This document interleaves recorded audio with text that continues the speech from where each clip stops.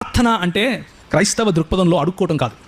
ప్రార్థన అంటే క్రైస్తవ దృక్పథంలో దేవునితో సంభాషణ, దేవునితో వార్తాలాపం, దేవునికి మన హృదయాన్ని పోయటం, దేవుని హృదయాన్ని అర్థం చేసుకోవటానికి దేవుని లేఖనాలతోనూ ఆయన సన్నిధిలోనూ గడపటం. దీన్ని ప్రార్థన అంటారు.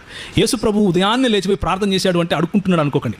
అయ్యా నాకు ఇది ఇచ్చేసి, నాకు ఇది ఇచ్చేసి, నాకు ఇది ఇచ్చేసి, ఇంటికి పెళ్లి చేసి, కారు కావాలా, ఎగ్జామ్స్ రాస్తున్నా పాస్ కావాలా, నాకు ఏదైతే ముక్కు చక్కగా లేదు స్ట్రైట్గా చేసేసి, నాకు జుట్టు పోతుంది, నాకు జుట్టు బాగబెట్టు, ఇవన్నీ విజ్ఞాపనలు ఉంటాయి, నేను కాదనట్లేదు.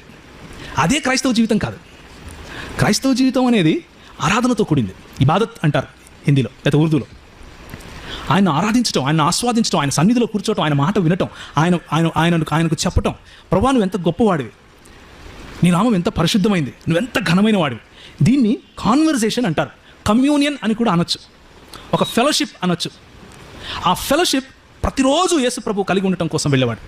మిగిలిన సమయాల్లో ఉండేవాడు కాదా తండ్రితో